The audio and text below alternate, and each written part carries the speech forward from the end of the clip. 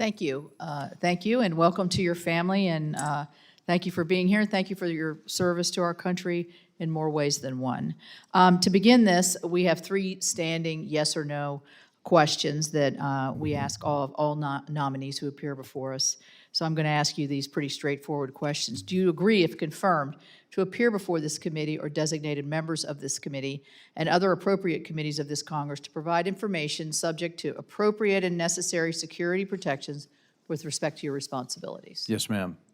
Do you agree to ensure that testimony, briefings, documents, and electronic and other forms of communication of information are provided to this committee and its staff and other appropriate committee in a timely is the key there, timely manner? Yes, ma'am. Thank you. And finally, do you know of any matters which you may or may not have disclosed that may place you in a conflict of interest if you are confirmed? No, ma'am. All right. With that, I am going to start with my round of questioning. I am going to mention this morning I had an interesting experience with the National Park Service myself, and that I was given a sort of a preview of the undercroft of the Lincoln Memorial, which will be opening tomorrow to the public.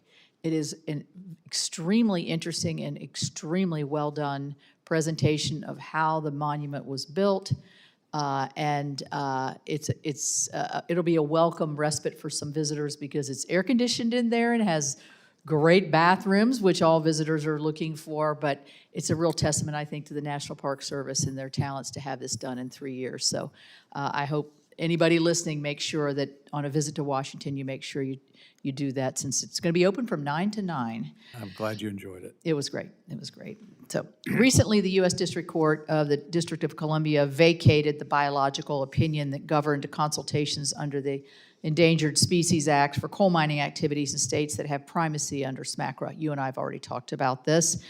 This leaves states like my state of West Virginia in tremendous limbo with respect to how the ESA reviews will be carried out.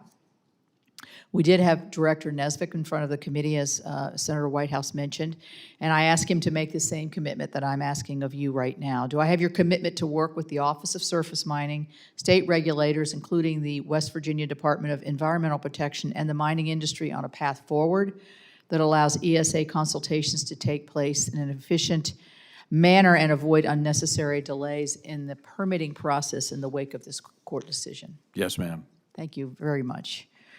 So let's talk about permitting reform.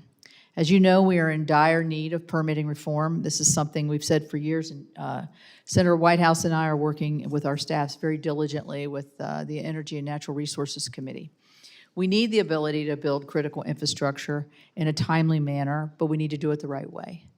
And one of the biggest hurdles projects can face is under the ESA consultation. In this position, how will you work with Director Nesvik to ensure that the implementation of the ESA protects endangered species without a stonewalling effect? Thank you, Senator. Thank you, Madam Chairman. That's a great question. And yes, I have spent a great deal of time with Director Nesvik, as well as the Fish and Wildlife staff and other staff members within the Department of the Interior. I think that the fundamental reality is that many things, while well-intended,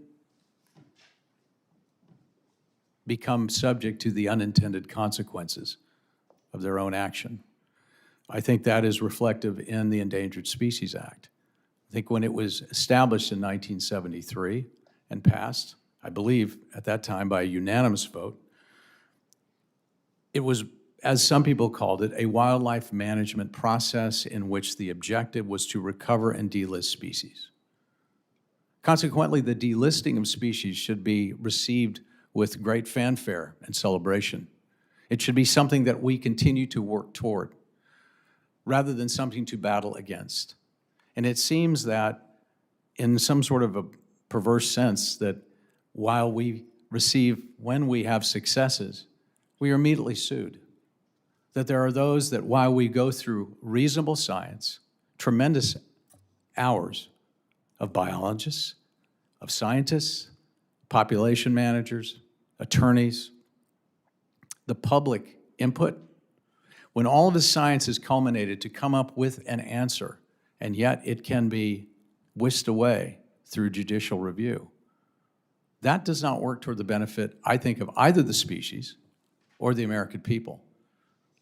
the only thing that it benefits are legal fees and the perpetual litigious nature that the ESA has become. So, to answer your question directly, ma'am, working toward ESA reform is a benefit to all, and I believe it is a bipartisan reality to deregulate, to protect our environment, to protect our species, no question, but also to be reasonable and not use it as a burden upon American industry, upon private landowners, upon tribal communities, and upon stakeholders.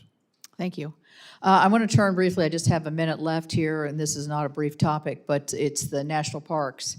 Obviously, they are stellar. West Virginia's national park was signed into law by President Trump in 2020 as the latest park, the 63rd park, and I mentioned its successes. It's a real source of pride for all of us in our state.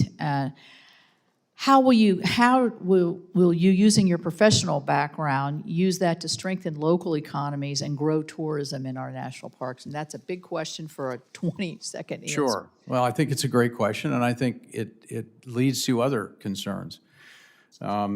My background, and if I have to stop, I guess I could answer it later, but the National Park Service is one of the most complex ecosystems and organizations in the United States and in the United States government. The multiple sources of revenue, capital leases, deferred maintenance, law enforcement, housing, concession contracts, trademarks, IP, bridges, tunnels, golf courses, dealing with gateway communities, and realizing that the balance that must exist and the collaboration with all of these varying components, which I have spent a career as a fiduciary dealing with and having some degree of experience in, and also working with these businesses that are so reliant upon the success of the parks is extremely important. One of the things I do every time I go to a park, I make sure that I spend a tremendous amount of time in roundtables with local business, community, and tribal leaders. I want to hear directly from them how we can better serve one another, to serve the American people, to make this not a mutually exclusive relationship, but an inclusive one. Thank you. Thank you. Senator Whitehouse.